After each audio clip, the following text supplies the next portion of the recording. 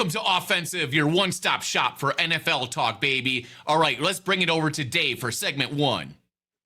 Oh, man, I just absolutely love it. The preseason, it's dead. A lot of fun weekend. Great weekend. We had Thursday, Friday, Sunday, Monday going on. Hey, you want to kick us off, Neckbeard? What was some of the big things that happened? What do you want to talk about? All right. First, we got to start with the man, the legend, the pain in the butt, Aaron Rodgers. Like, you guys can see the Packer flags behind me. I love the Green Bay Packers, but Rodgers gets under my skin. I've been telling people he's been terrible. He's going to be terrible this year after watching with the Jets. And, man, he had a lot of hatred for the Jets. 4 touchdown passes, a lot of them to open receivers. Really good scheme run on that game. Pittsburgh's defense looked terrible. The Jets ran for almost 200 yards on them. They had almost 100 more yards total in that game. If it wasn't for that turnover, I don't even think Rodgers has the chance to win it. And then it still takes a 60-plus yard field goal. I mean, that was the opposite. If you asked me a game where the total score was going to be under 25, if I had to pick that game, I would have picked Pittsburgh versus New York Jets. And they threw up 60 points. So, hey, good job, Rodgers. You looked really good week 1. But I still don't believe in any of those teams. That's my personal opinion. Now, the other game that really was interesting for me was the San Francisco 49ers beating the Seattle Seahawks. The 49ers had a ton of yards, but didn't look very good. Brock Purdy threw 2 picks, and he should have thrown a third in the end zone. Luckily, his tight end bailed him out. So the 49ers pull that out. Seahawks go down to drive. Sam Darnold didn't really look good that game. I still think Sam's going to be okay for the Seahawks, everybody. But, he finally, last drive, his offensive line lets him down. Story of Seattle, guys. His offensive lineman gets pushed right into his arm while he's trying to make the throw. It looks like he's got JSN on that play, too. Seattle should have won that game, could have won that game, but the 49ers pull it out. Typical NFC West showdown. The 49ers get a lucky win, very 49er-ish, at least in the regular season. So that's what I got. All right, how about you, Hype? What'd you like this weekend? So I'm super interested in the AFC West because everyone was talking about like the Broncos are going to be great. The Chiefs, what are they going to do? And watching the Chiefs game, man, like they look like they're on their last leg. Like Travis Kelce talked about, I'm all in this year. I locked in. I'm not doing any movies with Adam Sandler anymore. And they still kind of looked meh.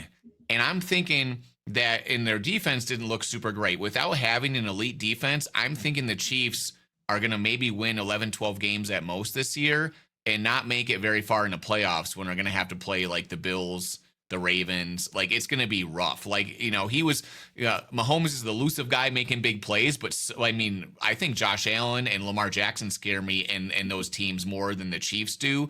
So the AFC West is resetting right now. And the other game that was really interesting was the Broncos. Everyone was saying the Broncos are going to be really good. Their offense looked terrible. Now, maybe, I don't know what you guys think, that maybe the Broncos offense can rebound, but there's nothing that scares me about their offense at all. And another thing, like if their defense does not maintain their dominance, I think they could be in really big trouble, and the Chargers could overtake them both in the AFC West for sure.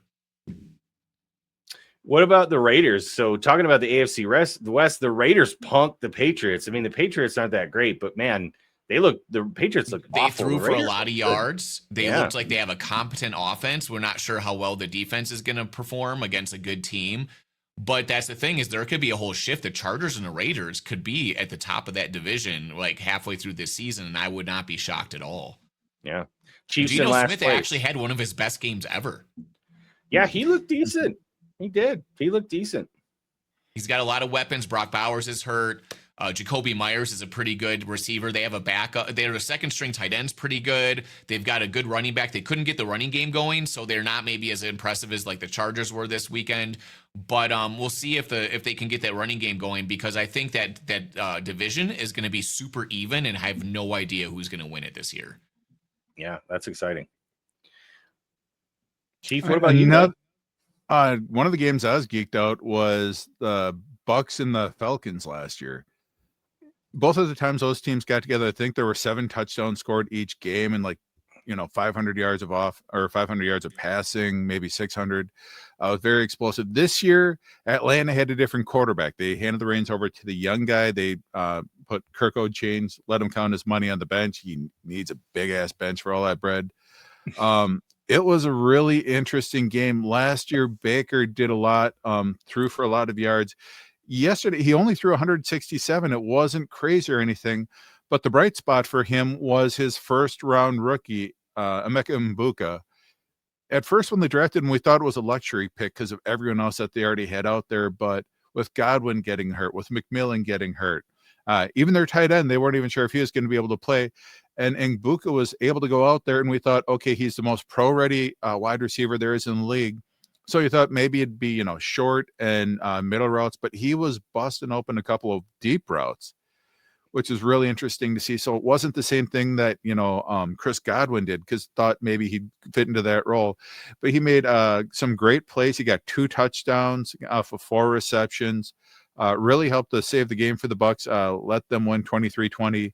Penix had a good day, almost 300 yards, only 1 touchdown passing.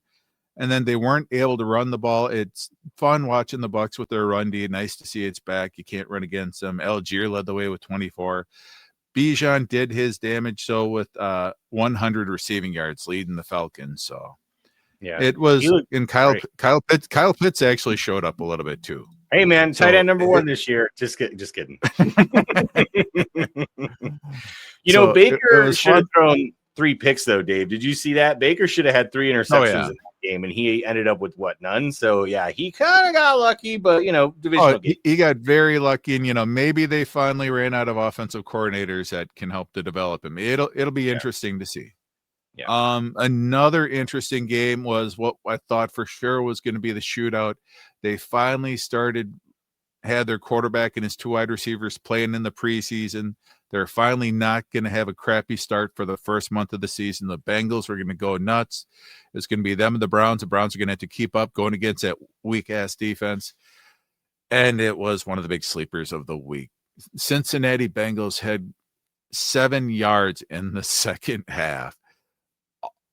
And I don't want to talk about fantasy too much, but Jamar Chase is number 1 overall pick for a lot of people. A lot of people stacked him and Burrow, and a lot of people took a bath in week 1 just because it just wasn't there. The Browns, they got some pass rush up there. They got a nice defensive line, but Bengals doing Bengal things in the first month, that was a real downer. And then the Browns had legitimate shots to win the game.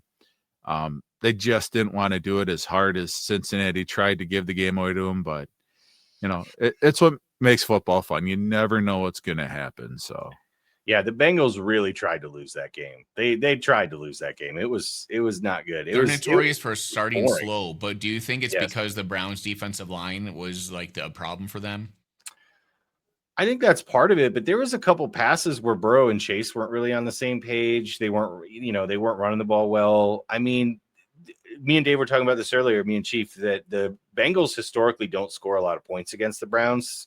Those interdivisional games, like the Bengals don't usually drop 25-30 on them. So maybe it should have been more expected, but it was worse than expected, I guess, for a lot of people. Yeah. 17-16. That's what I thought the Pittsburgh Jets game would be, right.